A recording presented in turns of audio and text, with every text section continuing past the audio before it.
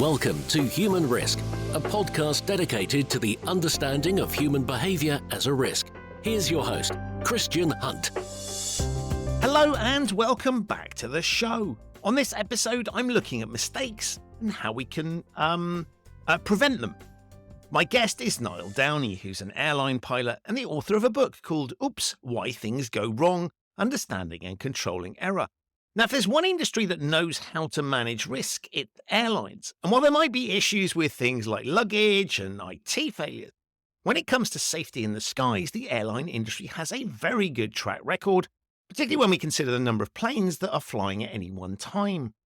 But Niall isn't just any pilot. Flying is actually his second career. He originally qualified as a doctor and became a cardiothoracic surgeon. After 12 years of medical training, Niall decided to change course and retrained as a pilot with Aer Lingues, initially combining aviation with medicine by working as an accident and emergency doctor before focusing full-time on aviation.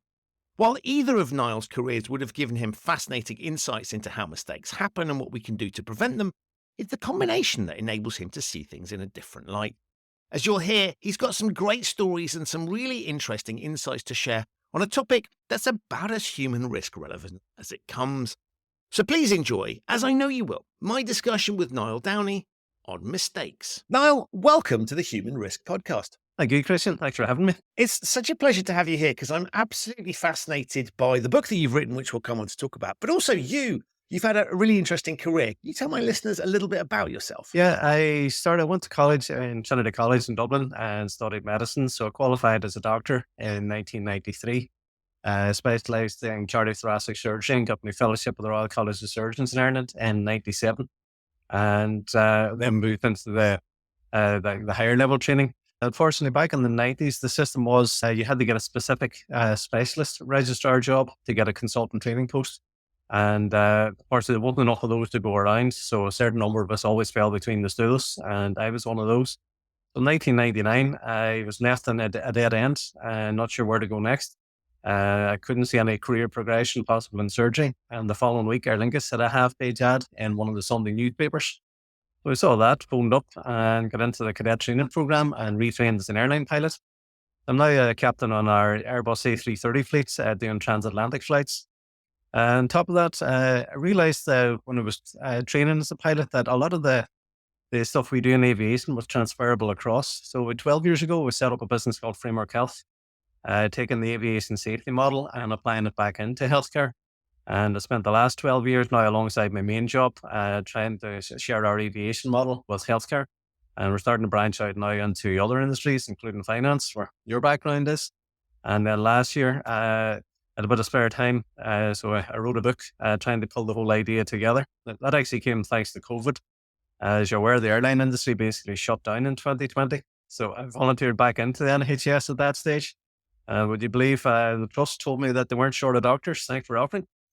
So there was nothing doing there. I couldn't get the GMC to even reply to me about getting my license back. So I was left homeschooling the kids while the schools were closed and with a lot of spare time around that. So that's where the book came from. So that's how I've ended up where I am at the minute.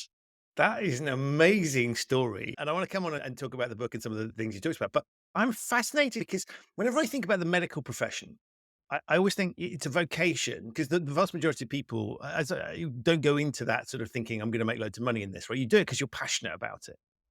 And so that's reflected in the fact it takes a ton of training. It's a lot of effort. You can't just sort of turn up and start to do the job. You have to really work quite hard at it and pass exams. And, it requires some dedication to get to where you get to. And so having been through that, I'm fascinated by the idea that you then are willing to jump into another career that you also can't just step into that's going to require more training. Is that something that placed you like that qualification, or because I would have thought I can't be facing doing that again, and yet you've jumped into another highly technical skill set. I find that really interesting. Well, sort of in a dead end. I didn't have much choice. I loved surgery. I loved what I was doing. I didn't leave because I didn't want to do it. And I was doing 120-hour weeks at that stage, and as you say, you don't go into it for the money until you get to the very highest levels. There isn't any money. I was working very hard. I was writing research papers in my spare time. I was putting everything I had into it. But again, as I explained, the system was then that you had to get a training post or else you were dead in the water. And there weren't enough to go around. Now, at that stage, there was enough surgeons to go around. So nobody really thought that this is a bad system. I think at the minute now they're struggling to fill posts, so the system has changed since that. But of course, that's the system I was dealing with in the 90s. So I would still love to be doing cardiac surgery, but unfortunately, it wasn't going to be an option. When I saw the ad in the paper, again, like people who do cardiac surgery, they tend not to just fall into these things. Like as you say, they tend to be quite driven. So we need a career, we need a career strategy.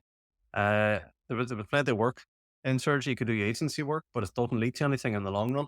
I felt that I needed a career. And when I saw the ad in the paper, I realized, well, here's a long-term career possibility. And as you say, it in a lot of ways, there's a lot of overlap. There's a lot of similarities. So I'm struggling to get a lot of my healthcare colleagues to be convinced of that when I'm trying to teach them that.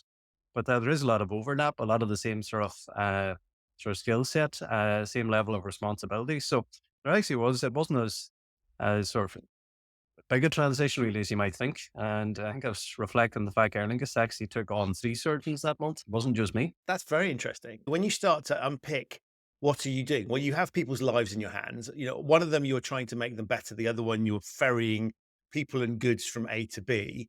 But nonetheless, the consequences of getting either thing wrong are very, very significant. And so you have this huge amount of responsibility at the end of it. And that's, I guess, why we have these training programs that give us a sense of, we don't just want somebody having a crack at this. We need people who really know what they're doing, who are applied, who've been tested to the right standard, and therefore do that. And so I guess in many respects, did you feel like you were just applying yourself to a different discipline? Was that the transition for you? Yeah, partly obviously there was 2 sort of phases in the training. There's the technical ground school stuff, and then there's the actual hands-on flying stuff.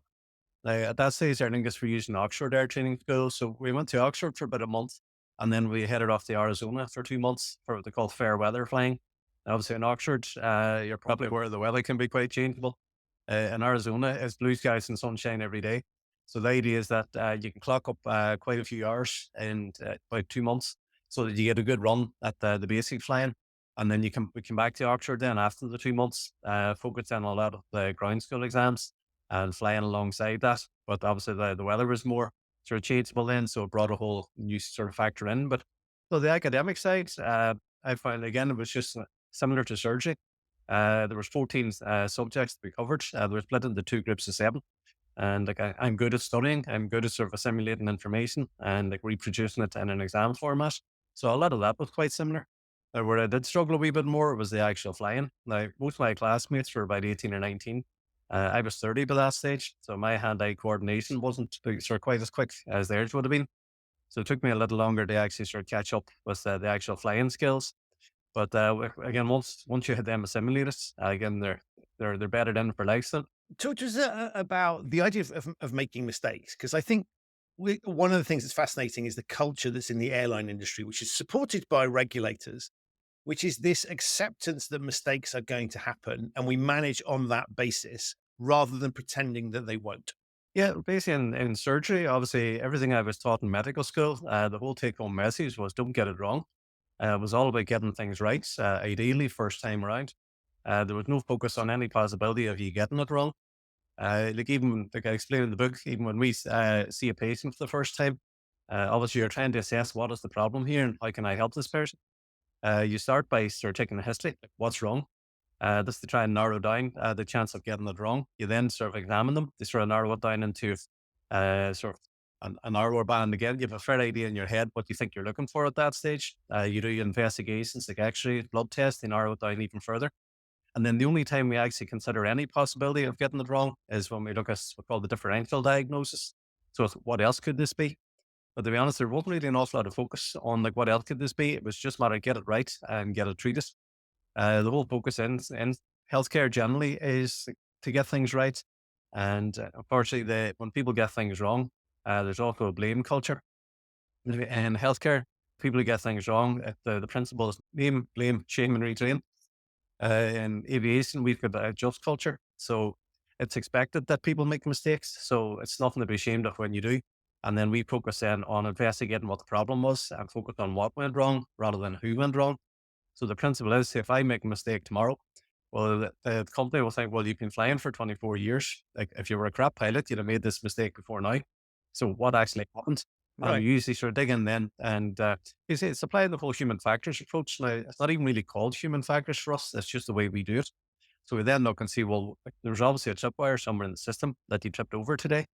Again, if you look at the famous James Reason sort of Swiss cheese model, it usually means that something lined up in the Swiss cheese that day that doesn't normally line up or isn't normally there. And just there was a sequence of maybe 6 or 7 things that all lined up that day that led to you having that error.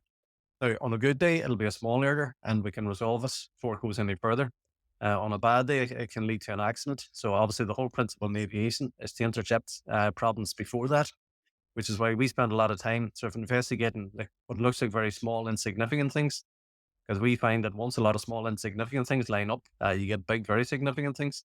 Whereas healthcare, again, the approach was if you made a mistake, it wasn't really talked about, it wasn't discussed, the learning wasn't shared. And so obviously the underlying problem stayed there.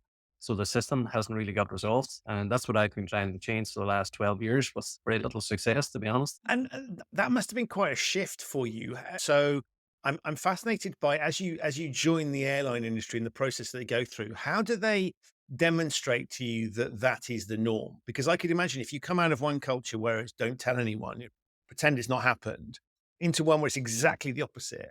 How was that transition, and what did you notice as you were going through it in terms of the techniques that were used to do that? Because I think even if we take sort of everyday life, we learn this as kids. If we can keep things quiet, we can avoid trouble. And so there is a natural human propensity to try and avoid that thing. I'm really intrigued by having gone from one environment where you had the opposite into that. What were you sort of seeing as you came through the techniques and the ideas that make sure that that is the way people behave? Well, actually, it took me quite a while to adjust in aviation because you're not really sat down on day one and told if you make mistakes, like put your hand up, tell us about it, share it, all that sort of stuff. Because in aviation, that's just the way it's done. So I think they don't even realize that it's a system that's alien to like many other industries. It's just their second nature in aviation. So it took me quite a few years to actually realize what was going on around me. I think again when I started, the focus was on getting the perfect every time, getting everything right first time every time. And it took a fair few years before I realized like this isn't really like what's going on here. This isn't really what's expected. And it's only when I went through my command training then to upgrade to a captain. Like I assumed then, well, obviously the big thing there is going to be know the airplane inside out, know all the legal restrictions, all the regulations and so on. And so I went through the training, like the overall training lasts about 6 or 8 months when you total it all together. And as I went through it, I realized, well, yeah, if you are expected to know a good bit about the airplane and a lot about the regulations, they don't expect you to know everything. And that isn't the main focus. The main focus is in the overall management of the operation and sort of trying to plan ahead. So you're constantly trying to work out. I mean, as I explained in the book, it's narrowed down to basically where can this go wrong and what's plan B. So say if I'm heading off to New York tomorrow, before I leave the UK, I'll be checking, well, what's the weather at all the various airports along the way. So that if I have an engine failure halfway across the Atlantic, where am I going to go? Is that airport going to be open? Do they have the facilities that'll handle an airplane as big as an A330? So is there any point in me going there at all? You're constantly planning ahead and working out, well, if this goes wrong, like when I have a problem, can I do something about it? And if you don't have a plan B, well, then you don't go. Whereas in healthcare, a lot of it's flying by the seat of your pants. But never really mentioned about errors or how to handle errors or what was expected of you in them. So it was a total culture shift. And I think it's a very positive sort of culture shift that, again, as you show in the book, I think that culture is applicable to all sorts of industries. Again, you came from the finance industry originally. We go back to 2008. A lot of errors were made there where people didn't plan ahead and realized, well, if you keep selling subprime mortgages to people who can't afford to pay them back, guess what? Something's going to go wrong. And there was no plan B. And the overall upshot of it was a global financial crash. So again, if the same principles had been applied, again, the big topic at the minute is the post office, obviously. Again, I covered that in the book because that information's been in plain sight for about 20 years.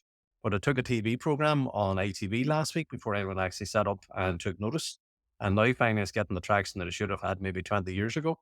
But again, if anyone had sat up at that stage and said, right, there's errors in this computer system, let's just address that. This could have been addressed 20 years ago, a lot less stress for the people involved and a lot less money than what it's going to eventually cost.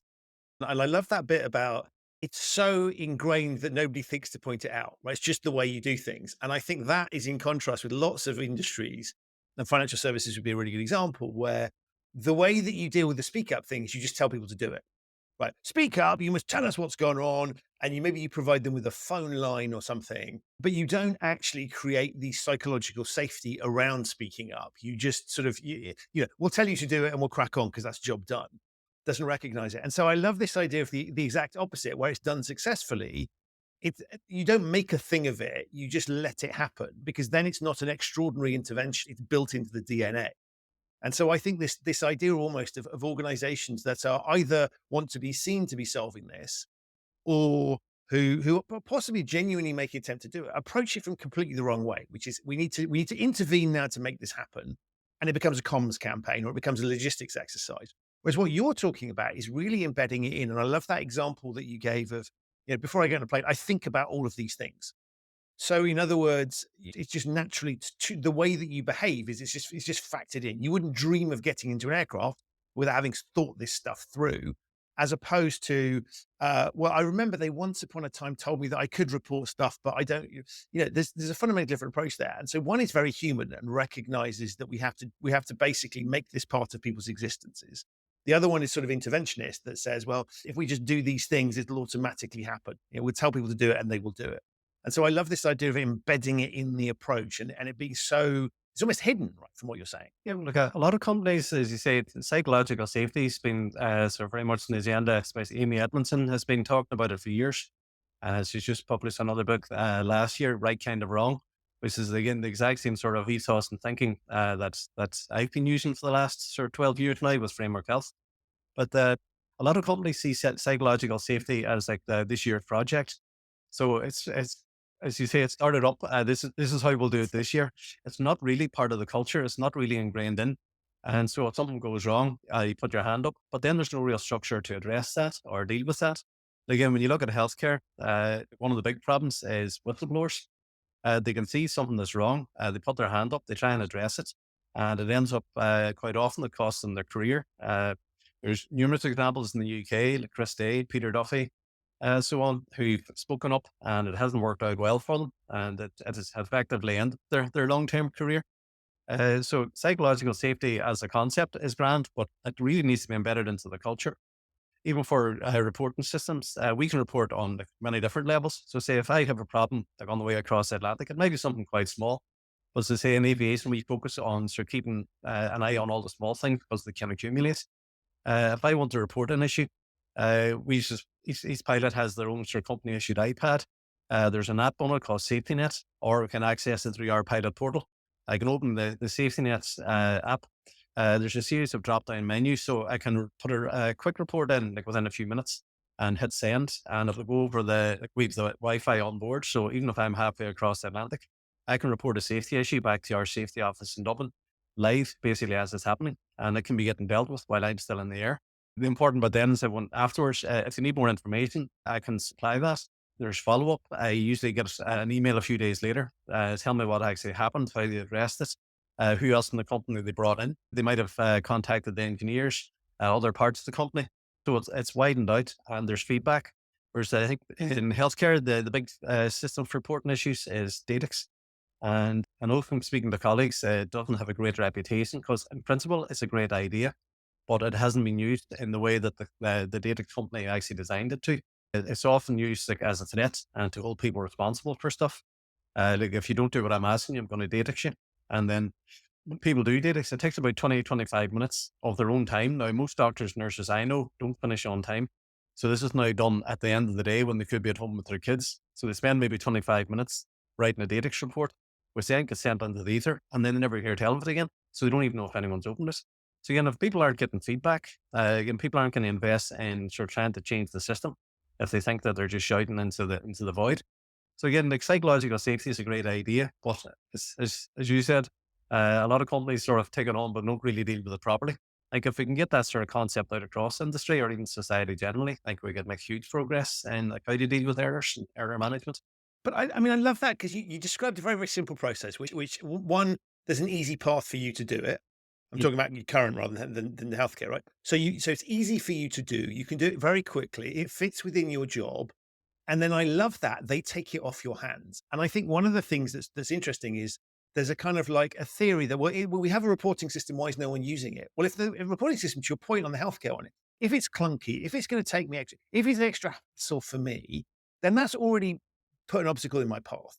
And the second bit is that feedback loop, I think, is super important. And we all know this with companies that we deal with as customers. If I complain about something and nothing happens, I have a negative view of that company. Maybe I won't use their services or buy their product again because they don't care. Whereas if I get an amazing amount of feedback, thank you very much for reporting this. Here's what we've done about it. They're taking me seriously. They care. We know that in that context that works. And so as I look at it, really what you're going through is the user experience. It's got the same logic to it as customer experience, good customer experience, where we think about what is this going to be like for the average pilot. Let's make it as simple as possible. And of course, they're going to want to know that you've done something about it, because if you're not going to do anything about it, what's the point in reporting something in the first place? And so I love this idea of thinking it through, not from the perspective of what's convenient for the organization, but actually let's start with how do we incentivize people to do it? Not in a sort of you must report stuff, but in logistically and psychologically, you build a structure and a process that incentivizes you to do it because it's easy, because you know that they're going to listen to you and you'll be taken seriously and there isn't a blame attached to it. And so I love this. Yes, it's a logistical issue. Of course, the iPad helps hugely, but it's this psychological thing that says this is worth my while. And therefore, I guess you get to a point where you're better off reporting it because, well, why wouldn't you? As opposed to kind of ignoring it. Whereas the healthcare example you gave almost seems like the opposite. It's like, well, I really can't be bothered to do this. And actually the grief I get in terms of doing it's not worth my while, can't be bothered. And so you could see how a lot of stuff goes hidden. So I love reversing this and almost making it far easier, far more convenient, feel right to do it than the opposite. Yeah, basically, again, one of the things I focus on in any of my training sessions is what's in it for me. If most of the people I know in healthcare, they're very motivated, they're very dedicated, they work very hard. But if they see an issue, like they want to see it be resolved, if they spend half an hour reporting it of their own time and then nothing happens, and then the next time they do it, it's the same, and the next time it's the same. But again, like healthcare staff aren't stupid. They're going to realize, well, this isn't worth my time, so I'm not going to bother reporting it the next time. And then so the underlying problem stays there. It never gets resolved. And the person coming after them falls over the exact same tripwire. And so the system continues. Now, one of the graphs I use in my courses, I show it's the number of accidents and incidents in aviation. And then there's a sister graph beside it, the number of deaths in commercial jet aviation. And it basically goes back as far as about the Wright brothers. So I have a graph that shows a century from 1910 till about 2010. And if you follow the trend, it's a steady upward trend until the late 70s, and then a steady downward trend since. And the number of deaths matches that almost exactly. So say in the late 70s, just before the Tenerife disaster happened, which was our big turning point, the number of deaths in commercial jet aviation was about 3,000 per year, roughly. Now, since that, aviation's increased about ninefold. So in theory, we should be having around about 30,000 deaths per year, if you follow that through. In recent years now, globally, we've been averaging less than 1,000 deaths per year. So that's about a 97% improvement. I then show them stats from healthcare. Charles Vincent from Imperial College in London has done studies looking back about 50 years, looking at the number of adverse events in healthcare and the outcomes. And basically, it's flatlined. In 50 years, it has made almost no progress at all. So I sort of compare to them, like your system hasn't progressed in 50 years. We've made a 97% improvement 50 years. Aviation and healthcare are two totally different industries. They're not the same. Healthcare is much more complex. But if you dig down, there's an awful lot of overlap still. There's an awful lot of the stuff we do in aviation that is transferable. And that's been my biggest problem for the last sort of 12 years now, trying to convince healthcare that there is enough overlap, that this is worth looking at. It actually got to the stage, they've been bringing in aviation ideas for healthcare and they're constantly getting rejected because, again, pilots keep getting told, well, what you do isn't relevant. Now, this is usually by people who've never been an airline captain, so don't really know what I actually do for a living. They focus on the flying they focus on the flying the plane from A to B. Now, I see you probably drive a car. Driving a car from A to B is quite straightforward. It's when you get on the road and you're dealing with all the other road users and weather conditions and the road layouts and stuff. That's when it gets a bit sporty. It's the same in aviation. Actually flying the plane from A to B. I say we learned that in about 14 months. I've got co-pilots who are about 20 sitting beside me who can probably fly the plane better than I can. But that's not what I'm being paid for. My job's to run the overall operation. You're sort of looking ahead down the road, like say even maybe days ahead. Say if I have a technical snag on the way across the Atlantic, am I going to divert? If I do, that means the plane's not going to reach the States. We've got 300 passengers waiting to fly back. they're now going to be inconvenienced. The plane's now out of the loop for maybe 2 days. So you work out, well, what's the knock-on effect? Where's the best place for me to where to, where I'm likely to get the plane sort of fixed so that the flight can continue? So you're constantly sort of planning like that. Whereas like most people in healthcare, I think they only focus on the actual flying the plane bit and can't see that what we do actually does have relevance. And I've been trying to show them that if we can buy into the same system, they can't just transplant the model. That's about 10 years ago, they started to bring in aviation stuff and they just planked at the top of them. And I compare it to a transplant. I used to do some heart transplants when I was in the cardiac unit in Dublin. It has to be a good tissue match or it gets rejected. So it wasn't a good enough tissue match, and our aviation ideas got rejected, and rightly so. But I think the underlying DNA is quite compatible. So I try to focus on like a genetic engineering approach that here's how we do it. Here's our overall framework, which again is why I call the company Framework Health. Here's the overall framework we use. Now let's see how that can be engineered into your environment and your system. And it'll be different in every industry. It'll be different in every hospital even because they all work slightly differently. But the principles are the same. Now, unfortunately, the whole idea's got a bad rap now because the transplant idea from 10 years ago didn't work. So I spoke at a UK conference a couple of years ago, and the title of my talk was, "Oh no, not another pilot." What I think is really interesting about the way you've just described it is there's a behavioral challenge in terms of how do we get people to speak up. But I love the fact that you're then recognizing that if I want to get people in a different space to think and understand it, I need to use analogies and explanations and terminology that's going to make sense to them. And so you're demonstrating, I think, a real adeptness of how do we get people to adopt processes and to think differently? Well, the answer is we have to speak their language and we have to make it clear to them and not feel like we've all been in situations where we've been told to do things we think are stupid, or people who we have no respect for, who don't know what they're talking about, telling us to do things or telling us the way the world is. And so I love this idea that implicit in your approach to bridge this thing across is a behavioral understanding. You've used an analogy that works, that's relevant to them, that they will understand in order to deal with some of the impediments. And I think that's a beautiful demonstration of an understanding of the underlying subject matter. Because in order to persuade people to change the way they do things, you've got to understand humans and think in human terms. And that's not about how you think, it's about how they think. So I love that really simple little analogy that I can see that landing. And I love the idea that you're also coming along, which we often don't get from preachers some people will say, here's a framework, you should deploy this. And what I really liked about the way you were talking about it was saying, well, we just want to bring some of the thinking along. And then we absolutely have to make sure that it's relevant work, that you can own it, that it works in your environment. And so this isn't a kind of traditionally, lots of consultants will sell you solutions to problems that are sort of, this will deal with all the issues. I think what you're sort of saying is we have to embed this into the DNA and recognize that there are some underlying basic principles about how humans think, the way they react, the sorts of incentives that the plan, the disincentives that are there. But let's make sure that those are relevant to the space that we're bringing in. So it isn't a sort of lift and shift from the airline industry. It's saying, let's take the elements that are communal, which is the human beds, and then let's work out what does that mean in your space. Yeah, again, in healthcare, I think the problem in healthcare is healthcare staff basically are wading through a minefield most days. Their system wasn't really designed, it evolved. It's had loads of add-ons and stuff. So basically, if you were going to start designing a healthcare system, you wouldn't start with what we have now. If you look even at equipment, say airplanes are designed with ergonomics in mind.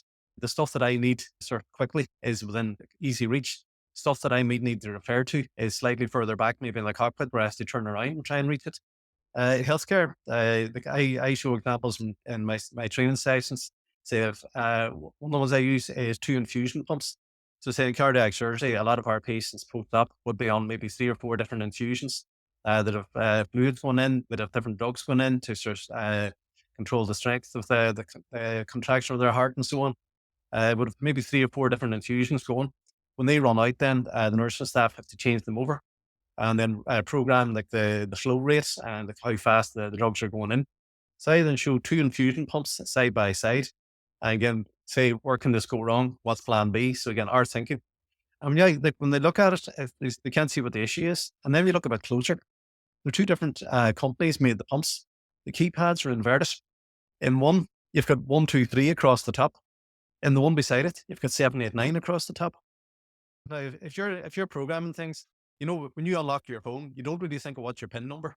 You do through muscle memory. You know sort of what direction they sort of to tap it. A lot of what we do is on Right. muscle memory. If you're changing the infusion for the third time on a 12-hour shift, you're going to type it in using muscle memory. If you're now on the other infusion pump, muscle memory is actually a totally different set of numbers. So there's a tripwire that's laid out for the staff member. Now, when you just talk about it like sitting here now, me and you chatting, that's very easy and it's very easy to spot that. When you're trying to look after 3 or 4 sort of patients and say a high dependency unit, and you're trying to do that, and the patient beside them is starting to go off, and you're concerned, and you're on a long shift, and you haven't had your breaks, and you've got a student with you that you're trying to mentor and stuff, and you start adding in all the extra layers, it's very easy to make mistakes. So in aviation, we try and sort of lay out the system to make it easy to do the right thing. In healthcare, when you actually look at the way the system's being designed, the system designed almost to trip them up at every stage. Now, again, it hasn't been done deliberately. It's just that nobody's actually sat down and thought, what does the staff member need? It's just like somebody sat down in an office and designed an infusion pump without actually thinking, well, what about the person who's using this? How are they going to interact with it? That's why the courses that I do, I don't go in and say, this is what you need to do. I say, this is how we do it. This is the framework we use. I think this is transferable. What do you think? How do you see where this would fit in your unit? And even if it does fit in, like it's going to need modified. And in a couple of months' time, it's probably going to need modified again because everything evolves. The way they work evolves. The drugs that are available change. The procedures change. So even if we do manage to get like the whole concept across the healthcare, it's going to be a constant evolution. It's not going to be a one-stop shop. But I think if we can try and get that concept across, I think it could make the staff members' life an awful lot easier. Could make their job a lot more enjoyable. Make it safer for patients, safer for staff members, because there's a thing called the second victim. When a staff member hurts a patient, people go to work to do their best. They don't get any enjoyment out of seeing the damage they've caused to a patient. So if we can try and avoid that, make it easier for them, it's better for the patient, it's better for the staff member, and it reduces the overall costs. So it helps the hospital management as well.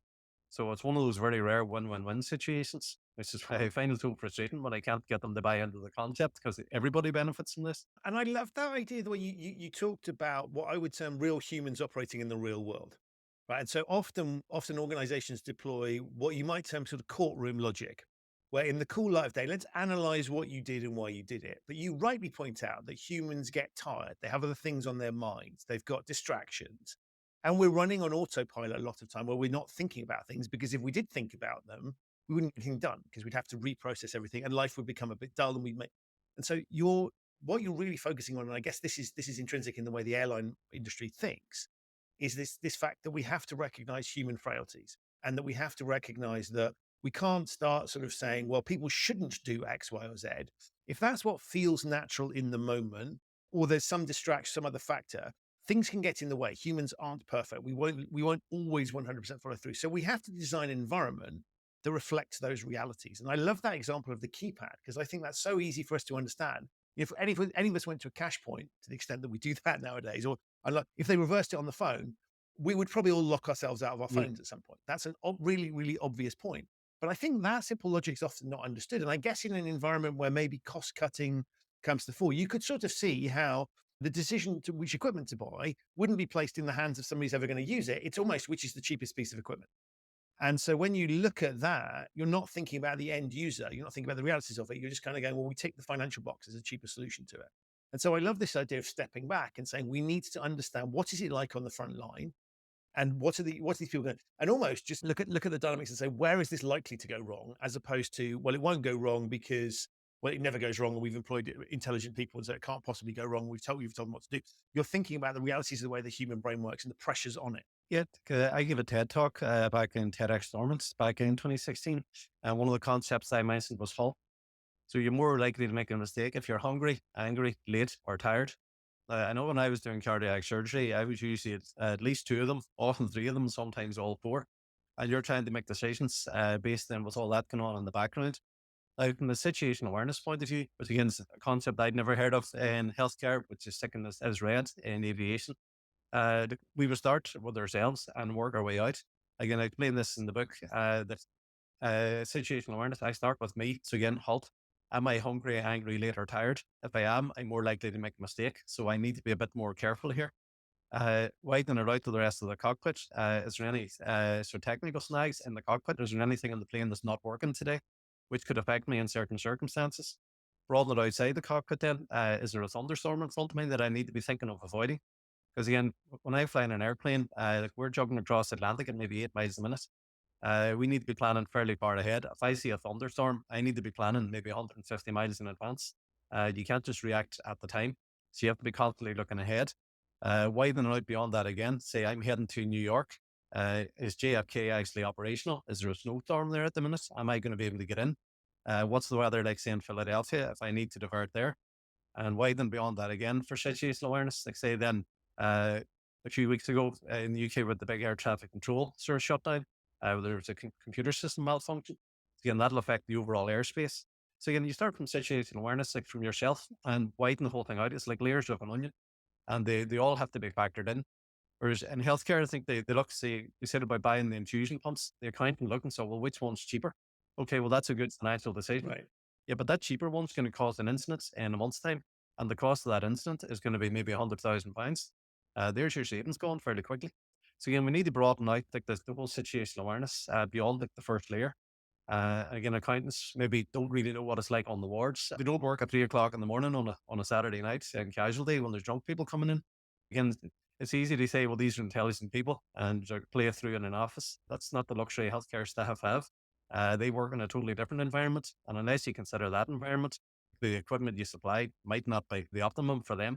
And again, cost-wise, these things all have cost a lot of money. I mean, if you look in adverse events generally, worldwide, it's accepted that 10% of a country's healthcare budget gets squandered due to human error. Now, if you apply that to the UK, the NHS, the budget's in and around about 180 billion euro or sterling a year. So 180 billion pounds a year. 10% of that gets wasted on human error. That's about 18 billion. And research in healthcare shows that by applying aviation safety type techniques, we can catch about 70% of those incidents. So 70% of 18 billion, that's about 13 or 14 billion pounds that's available on the table to make savings and reinvest in like more productive areas. But what we need is more human factors specialists. Now, I'm not a human factors professional. I've never been trained in human factors formally. A lot of what we do in aviation is human factors, but it's not a formal sort of human factors approach.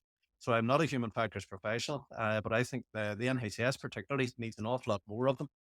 I've got a friend who works for NATS, like the air traffic control company in the UK, Stephen Shorrock. He's one of like the best human factors guys out there, basically. He's based in Edinburgh. He was explaining to me that they have about 30 human factors professionals roughly in NATS, and that's for a total staff number of, I think, about 4,000 people they have. So they have 30 human factors professionals for 4,000 staff. The NHS at the minute, we're not even sure how many human factors professionals they have, but it's estimated to be around about 10 or 15, and that's between about 1.3 million staff. So we can see where the shortfall is, and we can see why there's so many human factors issues. So we need a lot more human factors professionals trained, and like in the system, like from the ground up, that they can be redesigning like wards, redesigning system flows, redesigning their computer systems, IT systems to make it easy for staff. Whereas at the minute, and I know so doctors and nurses that there's about 6 different computer systems maybe in like the environment that they're sort of working in. They have different passwords for every one. I mean, that's bonkers. And like we wonder why they don't get stuff done, and we wonder why they make mistakes. I feel like the real wonder is how they manage to make so few mistakes, given like the minefield that they're working in. So again, if you can introduce more human factors professionals and design the whole system up, that would start to make a huge difference. Now, what I'm trying to offer in the meantime is like they need more staff, they need better systems, they need better equipment, and so on. That's not coming over the hill anytime soon, from what I can see. So the approach that I offer is like PPE, so personal protective equipment, that you're still working in a minefield, but at least now you're aware of it. Let's try and work out where the mines are likely to be. So we've got a strategy. So in aviation, we talk about avoid, trap, mitigate. So we try and avoid making the mistake in the first place, but we know that we're still going to get some of them wrong. So let's try and trap the ones that we get wrong before they go too far.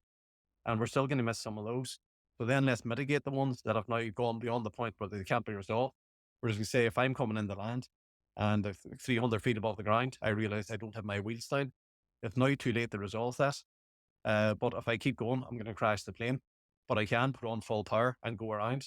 So I can sort of climb away, come back around and have another go. So I've mitigated the problem. I haven't resolved the problem. I didn't get my wheels down in time, but I've mitigated the consequences by keeping it all safe, coming back around and then landing 300 passengers safely. So again, that's the concept I'm trying to get across, that if we could apply that PPE type approach to healthcare using our mindset, again, it could make a big difference. But what they really need is more human factors people to make the playing field a bit more level to start with, and sort of make their environments safer so that they don't have to try as hard.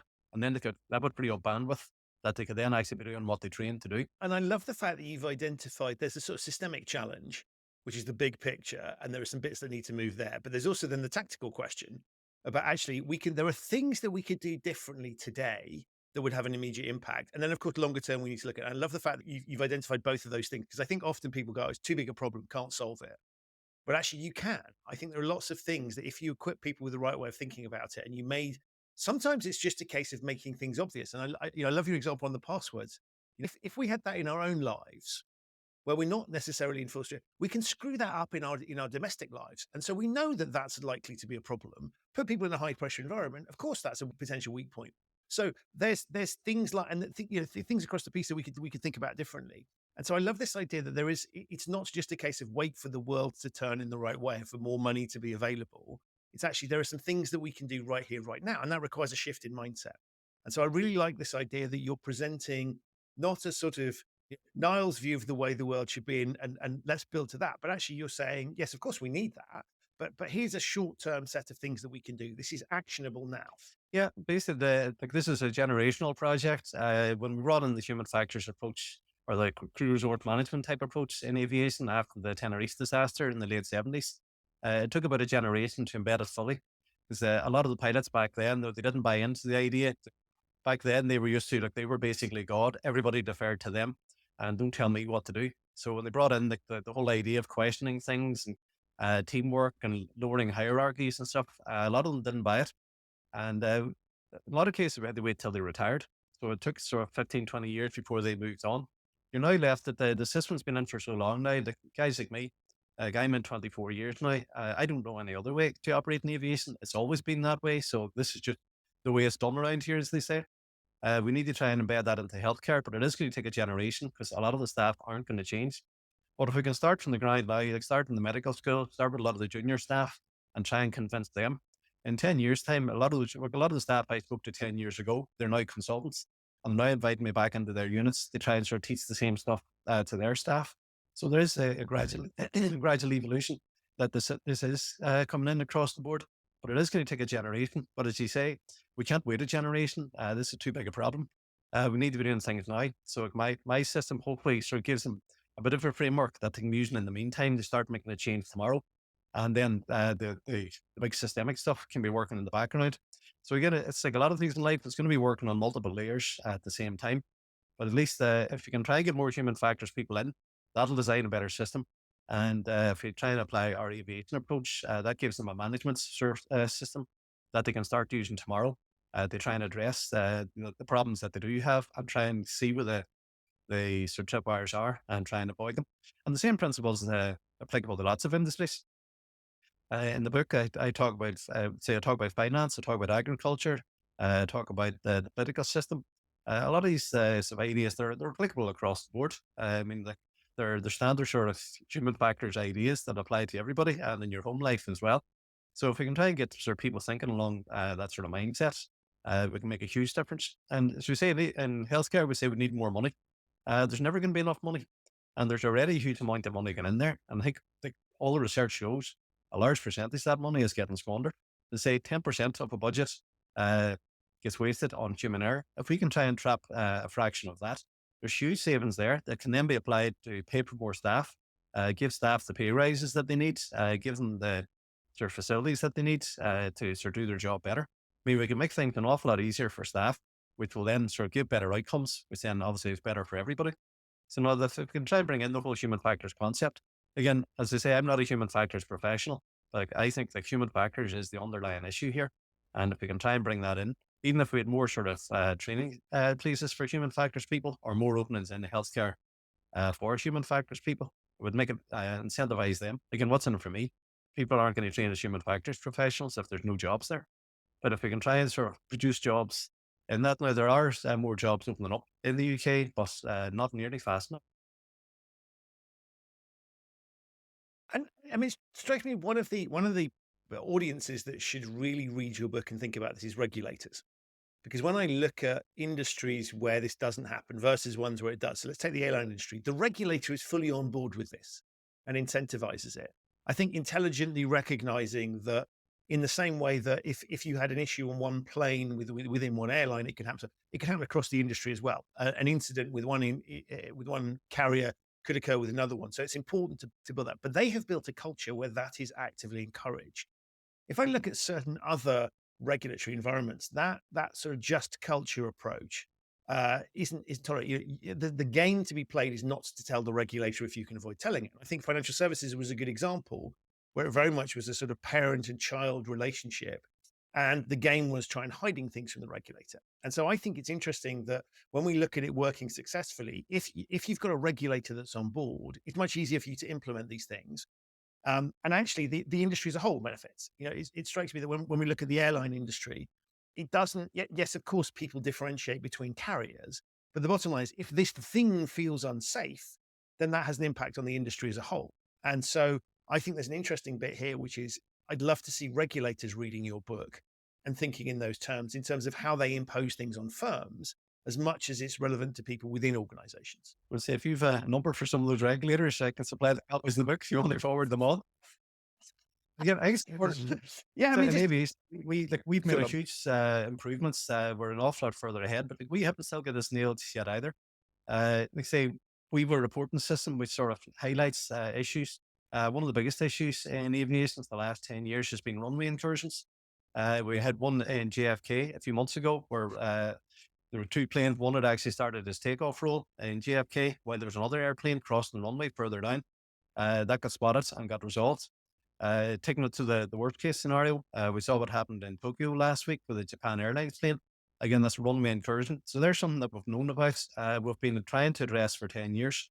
With various new sort of layers and safety nets and procedures in place, but still mistakes happen, still accidents happen. So our system isn't perfect either. Regulators do have a role to play. Now, again, regulators are under sort of political pressure, financial pressures and stuff too. One of the things that is being promoted at the minute, partly by EASA in Europe, is the idea of a single pilot operation. So again, of course, I think we come back to accountants.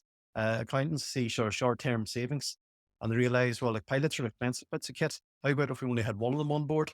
Then we saved all that extra money. Well, without working out, yeah, but what's one accident going to cost? The pilots obviously are campaigning against it. Now, it looks as if we're just campaigning in our self-interest, which it could be promoted as. But at the end of the day, the bottom line is safety. There's a reason there's two pilots up there. People think that when you put the autopilot in, you just sit and read the paper until you get to New York. It's not as simple as that. All that does is keep the plane flying, say, straight and level. That then frees up bandwidth that you can do all the management stuff, which is what the operation's really about, and by keeping each other safe. As I say, like, driving a car is easy. It's when you get onto the road and so all the other traffic and weather conditions and stuff, that's when it becomes interesting and you have to work a bit harder.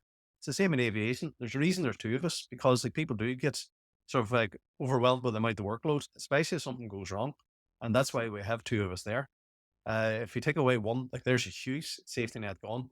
And one of the things that we always promote is that if you think safety is expensive, try pricing an accident. And I think that's what accountants are starting to keep track of. But again, it's interesting. If I think about, let's take a sort of domestic, for want of a better phrase, situation. I'm driving in a car. I'm doing a long drive. It's late at night. I'm tired. I don't know where I'm going.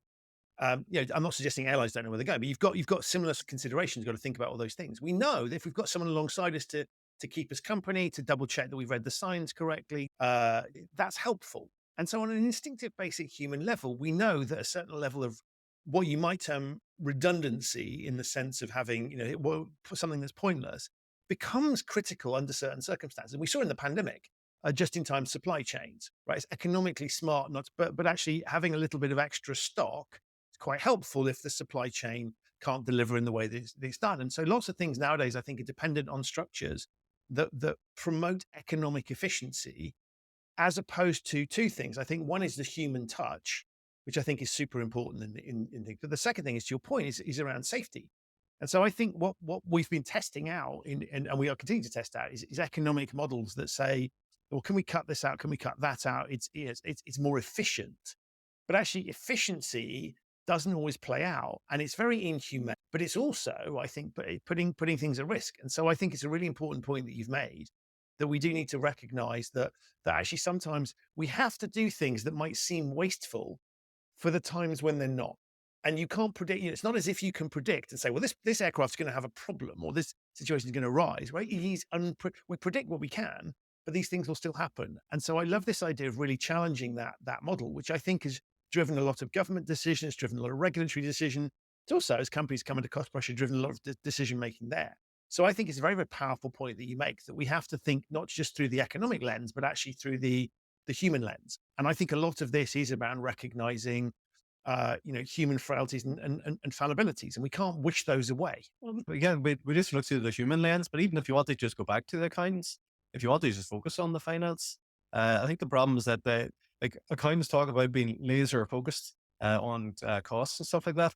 Problem with being laser focused is that you're very tunnel vision sort of driven. Then they can see the laser focus on where they can save the money. But again, situational awareness, we need to widen that sort of view out then a wee bit and see, right, yeah, but what are the knock-on effects? What are the knock-on costs? So again, if you want to come back to the money, if you do go to single pilot operations, yes, it's going to save money. It's going to improve shareholder value. It's going to improve the manager's bonuses, which can be an incentive for them as well. So again, the system's designed maybe to try and sort of skew the wrong decisions. You can't blame people for what they sort of do. What's in it for me? If I can push this through, I get a much bigger bonus. I can look after my family better. And most managers will have moved on before the inevitable accident then happens. So as pilots, we tend to be sort of focused on a longer term view, because we know, well, if an accident happens, we're on board too. As a doctor, if I kill the patient, well, there's another patient coming along in a minute. As a pilot, if I crash a plane, that's game over. I'm only getting one go at this. So if we've got skin in the game, I think from a regulator or a company point of view, if we can try and point out, yes, you will save money in the short term, but here's the long-term consequences. Like we've seen in the NHS, like a lot of staff sort of numbers have been reduced and stuff. That saves some money in the short term, but now we can see what's happening in waiting lists. There's no discharge beds for patients, like a bed blocking and stuff going on. Yeah, in the short term, it saved money, but the long term, it's costing a lot more money, and it's made the system a lot more inefficient. It's making it very frustrating for staff to try and work in. Staff are leaving and going to Australia or New Zealand or so on.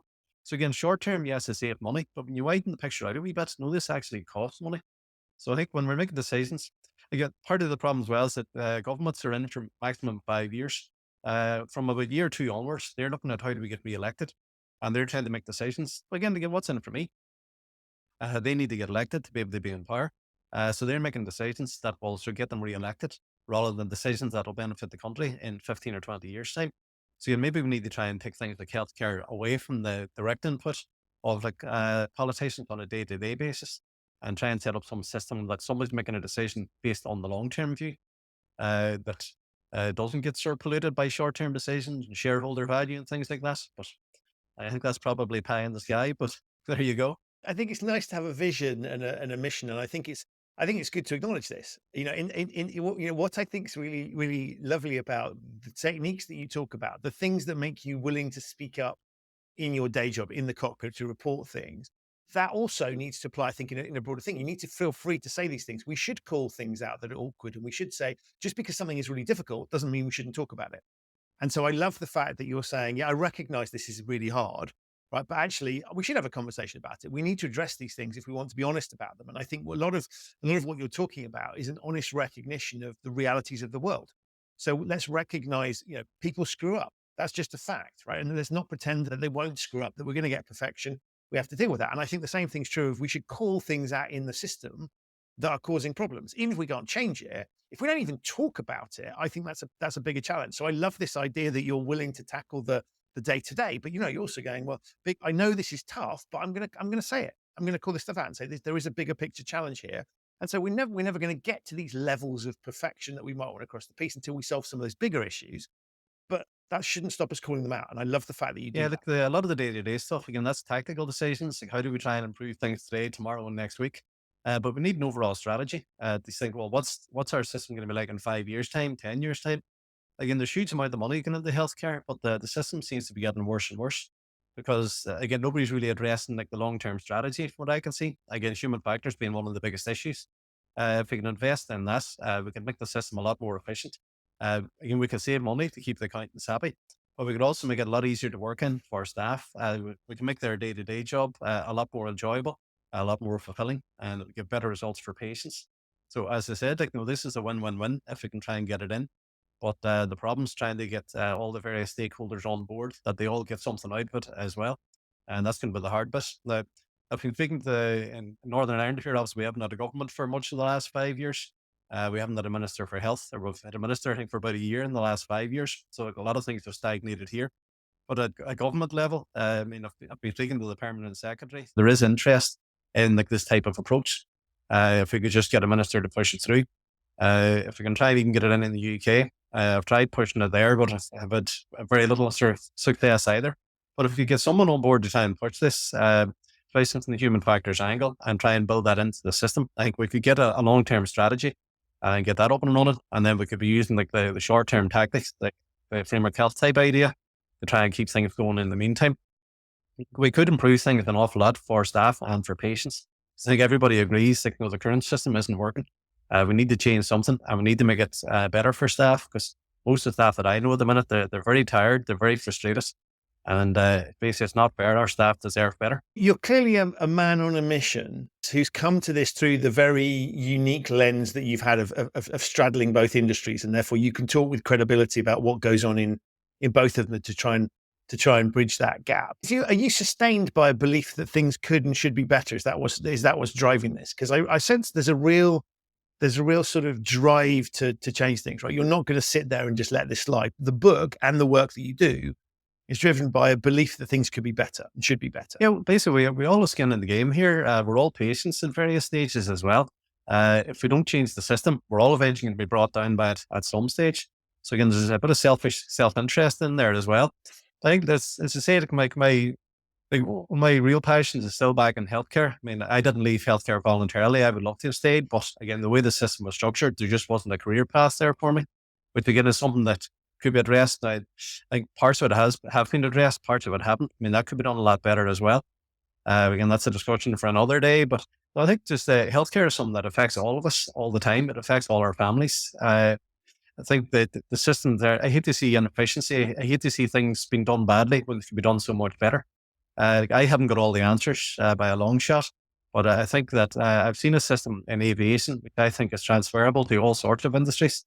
I'm trying to sort of convince various industries, not just healthcare, but obviously that's one of my biggest focuses, because again, that's what my background is. That's an industry I understand better than, say, finance or agriculture or whatever. There is something there that I think that could hugely improve healthcare, which would make things better for all of us. For society generally, and it seems a waste to see a really useful tool sitting on the shelf that could fix a problem that's sitting in front of us. And so I am quite driven to trying to get that idea across. Now, there's been an awful lot of sort of opposition to it. I've been told for about 12 years now, since I set up the business, that what I'm doing isn't relevant, that it's not relevant to healthcare. And I haven't worked in both. I disagree, but I'm going to keep shouting into the wilderness until I get the message across. Now, I've made some progress. Some people are listening. There has been changes. Some people are sort of bought into the idea as well, but we're a long way short from getting it accepted across the industry. And if we can try and get it in sort of at ground level, at medical student level and junior doctor level, and at the upper levels at political level, and then try and hopefully that they'll eventually meet somewhere in the middle, then we can have a strategy to improve the whole system, which will benefit all of us. So there's a bit of selfish self-interest in there as well, probably, but I think I've a useful tool that I would like to share with people. The thing we need to be careful with is that maybe I've got a hammer, and to me, everything looked like a nail. So that's why we need to involve staff in it as well. That here's how I think this could work. Now, what do you think? So as I said earlier, we can't just transplant my sort of system in. It won't work like that. That's been tried before, and it got rejected. But I can supply my hammer, and there's quite a few nails out there. Now we can work on those nails, and somebody else can be thinking of ideas of how to deal with the other tools and the other problems. But at least mine would make a start on it. I love the fact that you've come out, and so you didn't leave the medical profession voluntarily. But I think maybe if we want to sort of think about karma in the universe and delivering things, I think the fact that you've had this read across and been able to so powerfully see that there's something there, I think is a tremendous testament to what's happened to you and your own personal commitment to the cause. But I think that's superpower of clocking those things.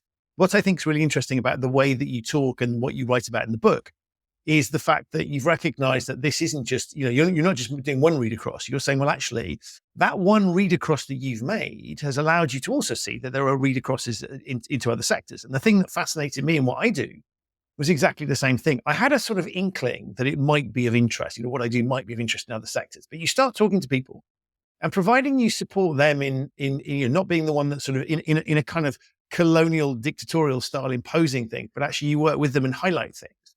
I think there's a lot more read across. And so for every battle that you're fighting in the medical thing to try and get that done, I also think what you're doing is opening up the possibility for other people to think about it in other spaces. And so highlighting, the fact that that's the dynamic that you're focused on because that's what you know, I think is great and more power to you. But I also think you're beautifully highlighting something that we should all be thinking about, which is we often try and reinvent the wheel or come up with things that are, that sort of unique because our sector is unique. When actually there's applicability. And what is that applicability? It comes back to the thing that I love talking about, which is people. Ultimately, we are employing human beings and we're getting them to do certain things, and we need them to do certain things, not do certain other things. The way we go about doing that and to make that safe and sensible and all the things that we need, I think there is a lot of read across that's there. And so I love the fact that you've picked one example and are focusing on it, but you're also in your book and the way you talk about it, making it clear this is a much bigger picture. And so we can be thinking about all these things. So for me, it's not just really interesting for the specific subject. It's also hugely inspirational, because I think if we can start to have more people saying, let's just read across, we don't have to necessarily always entirely reinvent the wheel. We can just be thinking, just having a fresh approach to things can give us different solutions. And so I love, in a world where we've got lots of these problems, we've got lots of financial pressures, you presented something that's come from, context A into context B, but actually, as you highlight in the book, much broader range of applicability there. We just need the people in those sectors to identify what's relevant to them and to help with that read across. Well, as you say in your own book, we look at sort of systems making mistakes. Systems don't make mistakes. Systems aren't sort of live beings. The people in the system make the mistakes. So that's why we need to focus the training on the people. Now, we need to change the system as well. Again, we're back to human factors. The system has to be made easier. But at the end of the day, I get a lot of pushback on the concept of error. Healthcare doesn't like talking about error. And they've tried to reject that as an idea. And I think the problem is that error tends to get conflated with blame. Whereas in aviation, we see error as a standalone issue from blame. Now, don't get me wrong, we'll be held responsible for mistakes, but will not be blamed for them. If I make a mistake tomorrow and put my hand up, unless it's gross negligence or malice, I can't be disciplined for it and I can't be dismissed for it. Other industries, again, don't have that luxury. That's part of the just culture idea. Again, look, systems don't make mistakes. If you can focus on people, people are in all industries, even computer systems, they're designed by people. Part of the problem of the Horizon system in the post office is it turned out there was glitches in it that were designed by computer programmers. Again, we look at the laws of unintended consequences. Again, healthcare specifically is a very complex sort of industry. Change one thing, and that'll actually change two or three other things that you haven't seen that you have to try and anticipate. So it's the same in all walks of life. So the same concepts apply. If we can try and look at other industries, since the book came out, I've had more interest from outside industries than I have from healthcare. I still get a lot of resistance from healthcare. I've had big real estate companies get in touch, I've had financial companies, I've got sports companies getting in touch looking for me to talk to them about how our system could be applied into their industry. And it could be, even just my day-to-day point of view, in aviation, we focus on checklists. Now, again, I think that healthcare brought in checklists about 10, 12 years ago, and to be honest, I think they've misunderstood them. And the research shows that. There was a study in Germany last year which showed that they introduced 120 mistakes in 2 cases in a pediatric surgery unit to see would they be picked up with the checklist. Now, basic, straightforward stuff. The score rate was 54%, which shows that healthcare doesn't really get checklists. I use checklists all the time. Before I leave the house now, obviously you don't want to lock yourself out of the house. So but it happens against human error. People make mistakes. So when I'm standing at the back door, before I go out through the door, now I stop and go, right, keys, wallet, phone, glasses, ID. I've just got this vision of you doing cross-check, doors to my, briefing the family before you leave. The simple things like, do you have your keys with you? Do you have your school bag with you?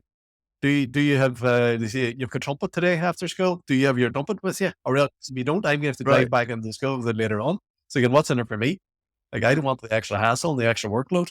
So again, simple things like that. I apply it to my day-to-day life all the time, and it applies to everybody's day-to-day life. So if it can be factored in just as the way we do things, Again, as you say, it can be factored into other industries. The principles are cross community, if you like. They're not specific to one industry. The underlying concept, again, we're back to the transplant versus genetic engineering.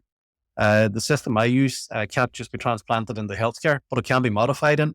I think the same principles are applicable to the finance industry, to the real estate industry. But again, I can't just say, here's how we do it in aviation, follow us. Okay, here's the framework we use in aviation. Now, how can you see that being manipulated into your environment and changed and restructured? But the underlying sort of concept and the underlying framework, I think, is very transferable and can be transferred into all sorts of industries. Now, ultimately, that's what I would like to sort of do in my retirement. I mean, I'll be possibly sort of finish my flying career in a few years' time. I'll not be able to sit at home in front of the fire with the dog, so I'll need something to do. So I can see this evolving then into an idea where we try and apply this across industries, across the board, and try and sort of widen it out, possibly globally then. So, so that's the long-term view and the long-term strategy. Love it, love it, love it. That's super inspirational. Now, as I knew would be the case, right? The time has just flown with you. I've learned a whole load of things. But before I let you go, can you tell my listeners, remind them what the book is called and where they get hold of it, and secondly, how they can get hold of it? The book's called Oops, Why Things Go Wrong. So it's available on all the usual platforms. Waterstones have it. A lot of the independent bookshops have it. It's on Amazon. It's on like all the usual online platforms. For any in Ireland here, it's available on Eason's. It's one of the big Irish bookshops. And again, a lot of the independents have it. And internationally, again, if you look at Amazon.com, it's available directly through the publishers at the Liffey Press. Again, if you Google the Liffey Press, it'll show up there. And anyone wants to get in touch with me, easily tracked down on social media. I'm on Twitter or X at just Niall Downey. Keep it simple. LinkedIn as well. It's just on there, Niall Downey. I've got an Instagram and a Facebook page which never gets touched, so I'm likely to miss you there. And the best bet is either through LinkedIn or Twitter. We've also got the website. The company's Framework Health, so the website's frameworkhealth.net. I can be contacted directly through that. So I'm easy enough to find, and if I can help at all. Again, the problem at the minute now is trying to sort of fit it in around flights. I fly long haul, so I tend to be away for maybe 4 days at a time. I do a lot of the stuff in hotel rooms, and a lot of podcasts are recorded from hotel rooms and so on.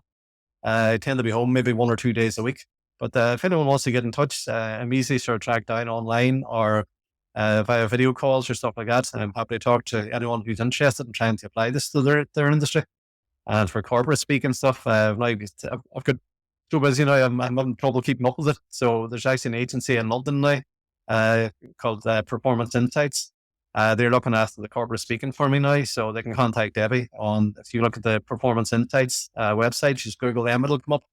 It's actually a company that belongs to Mark Gallagher. He's a Formula One executive from Belfast, who very kindly put an endorsement in my book for me as well. He represents a lot of the Formula One drivers, ex-drivers and staff and so on. He's now looking after my speaking as well. Again, my stuff's a bit higher off the ground, a bit faster than Formula One, but again, a lot of the concepts are the same. I cover Formula One in the book and show that they've absolutely transformed their safety profile since the Ayrton Senna crash back in 1994. Again, a lot of industries seem to need one big wake-up call. Aviation, it was the Tenerife disaster. Formula One, it was Ayrton Senna's death in 1994. Healthcare's had multiple, I thought, wake-up calls, like with Staffordshire, Morecambe Bay, various different industry or big industry changing events which haven't changed the industry. But I can be contacted through any of those platforms, so I'm easily found. Fabulous. Well, I will put links to all of those things in the show notes for anybody that wasn't scribbling fast enough for you. No, it's been such a pleasure talking to you. I've been long admirer of what you do, the way you talk about it. I love your open-mindedness, the way you're approaching it. So more power to you. I would love it to keep conversations open with you, because I think, in the same way that I'm discovering with what I do, there's just this cross-sector applicability is absolutely there. So I want to encourage people to be thinking in those terms. But above all, I want to say thank you so much for being a fabulous guest on the show. Thanks for having me. It's been a pleasure. Hope it was useful. So that's it for this episode of the podcast. My huge thanks to Niall for appearing and to you for listening. To find out more about Niall, his book, Oops, Why Things Go Wrong, and the work that he does, have a look in the show notes. There are links to those there. If this is your first time listening to the Human Risk podcast, welcome. You can subscribe wherever you get your quality audio content. It's available on all of the major podcasting platforms. To discover episodes of the show that you might have missed, visit the show website, which is humanriskpodcast.com. If you like the show and have yet to leave a review for it, please do on whichever platform you're listening to this on. It really, really does help. So a review and a rating is always much appreciated. And do get in touch if you enjoy the show or have ideas for other things I could feature on it. Always love hearing from my listeners. I'll be back very soon with another episode of this show. But in the meantime, remember that mistakes can and will occur, but there are things that we can do to help mitigate them. Stay safe, and I'll see you back here very soon for another episode of the Human Risk Podcast.